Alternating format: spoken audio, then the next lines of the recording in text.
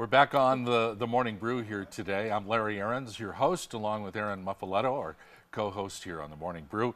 As often happens today, you meet people through social media, and this gentleman that I'm about to introduce contacted me when he heard we were starting a new television show. I like ambitious people, Joe. This is great.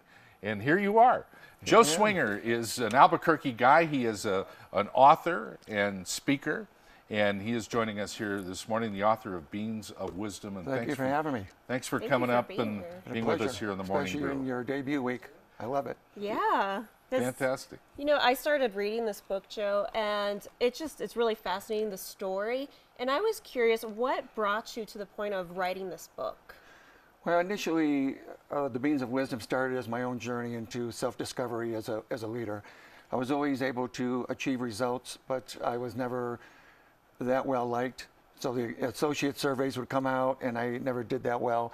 So I really started to discover what is it that I could do to better myself as a leader. So I went and looked at about 100 traits, and if I asked myself, if I had 7 traits I could use to be a great leader, what would those traits be? And that's what I did, and so I read the leadership books, did all the leadership training, and what I found out is that it wasn't so much about leadership, it was more about becoming an authentic human. Yeah, being very genuine in what you were doing. Right.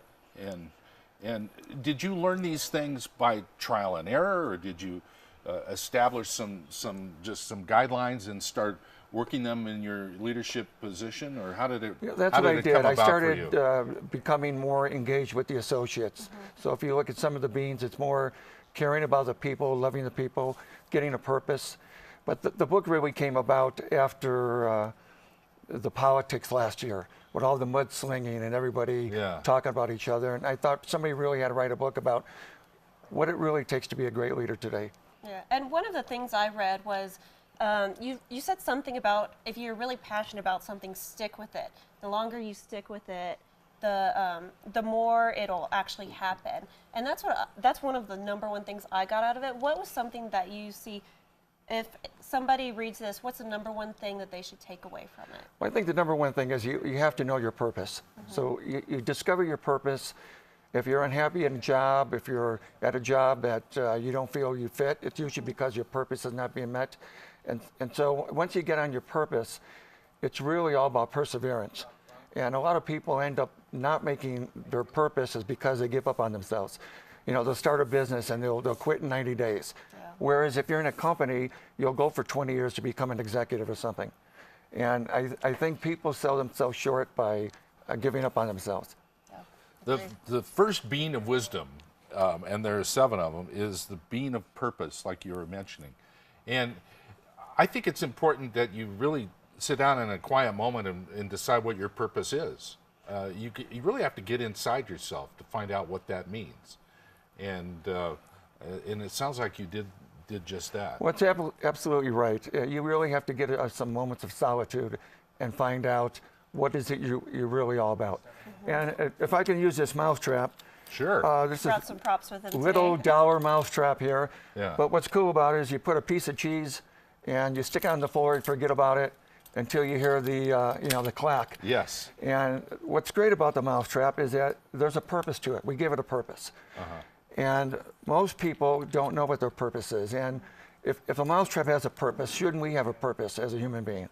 And so the guy at home watching, or the lady at home watching our show, maybe out of a job or hates their job, really has to discover what their purpose is.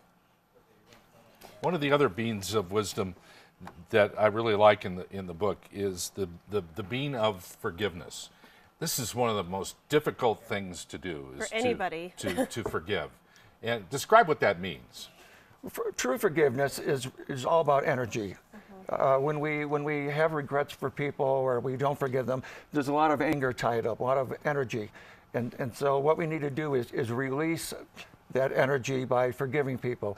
Doesn't mean we have to associate with them again, work with them again, but getting the forgiveness and moving on, whether that's your parents or I was always taught that by forgiving, that doesn't mean you're condoning what has happened, whatever that person did.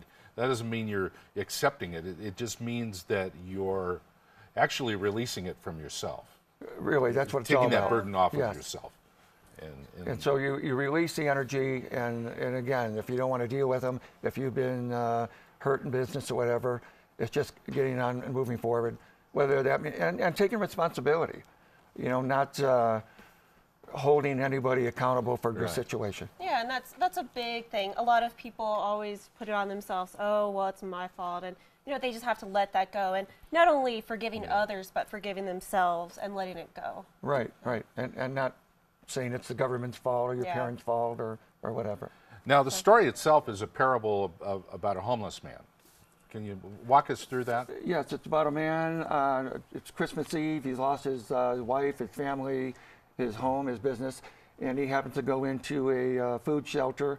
Again, on Christmas Eve, he meets this mysterious stranger called Chris, who takes him on this incredible journey of redemption and reunion on Christmas Eve. So he encounters these 7 beings, and it's set up so they give the beans to the kids, and he learns in the process. It really is a great story. This isn't just a book for business leaders. It's a book for everybody. What would you recommend? Who would you recommend this to? Anybody? It's a book about leadership, but also being a leader in life. And I think we're all leaders, whoever we come in contact with. It doesn't have to be somebody younger, it could be somebody older. We meet a lot of people every day, and I think that every relationship we make with people, we could impose some kind of leadership guideline with them. And even for kids, I've heard that it's very good for kids, reading to kids. And I think it's 7 traits that are great for anybody. Now, take us into the situation that you found yourself in. You were a leader. Give us a little of your background. You were obviously leading a group of associates in some kind of business. Yes, I worked for, I have a background in retail management, and very high pressure, so it's all about results. And I was also always very good at getting results. But, when you get the surveys, you find out that the associates are dissatisfied. And so you have to find a way to make it good for them to come to work. And that's why I like to use the rose as an analogy. This is all about love. It's about, while the rose has these thorns or prickles, that's what they call them, you also have associates like that. Associates that, people don't like. They cause trouble. They have a bad attitude. Right. But like the rose, that's beautiful and has fragrance, so do the associates. And as a great leader, you have to find out what it is that makes that person tick. And we always say, stop and smell the roses. Well, I think we need to stop and smell, the roses with the associates. If that means coming in early, leaving late, just anything to spend more time with the associates. And sometimes a lot of people will look over some people just because, oh, well, she seems mean. Well, maybe they don't know exactly what that person is doing. I mean, You don't know what's going on in their life. exactly. And I think you kind of hit this on the buzzers. You need to understand each person's great traits and make those flourish out of them. So as you transformed as a leader, when did you start to notice that the people working with you and for you transformed as well? Well, what was great is I started doing little things. I would do like the shave ice, where you make these slushies or whatever. Yeah. And my associates love that the best. And I would do that on Saturdays and take them on the sales floor. And I think they really like to see me as a servant leader because they always thought it was all about the numbers. Right. And so we started having more fun. The numbers started getting better. I started developing more leaders. And again, it was finding what makes each person tick. And sometimes it was taking that person that no one likes out to lunch and say, hey, what can I do as a leader to help you excel and find out what your real purpose is? Because I think a leader has to know their purpose before you can help an associate find theirs. Joe, we have about a minute left. The book is Beans of Wisdom. It's going to be out in a couple of weeks. Website, information on the book. Beansofwisdom.com is the website. And if you go over there, I have a thing where you can get 2 free chapters, instant download. Oh.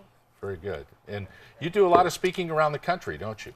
I do. Yes, I Yeah. do. And some business training. And you're an and that- Albuquerque native. Albuquerque native, yes. And I'm going to be doing the commencement address for ITT this week. So I'm pretty excited about that. Well, fantastic. Joe, this is a good read for anybody who wants to learn about leadership, learn about lessons in life, and learn about positive influences in what you do in your life and in your everyday. And it's great to, I'm very happy you reached out to be with us here on the Morning Brew. And I'm glad you could be here on our big debut week. Thank you, and this beautiful rose for this beautiful lady. Oh, thank you. And this All is for right. you, Larry. Thanks. I'll take the mousetrap. All right, very good. Joe Swinger is our guest this morning. Beans of Wisdom. We'll be back with more on the Morning Brew in just a moment.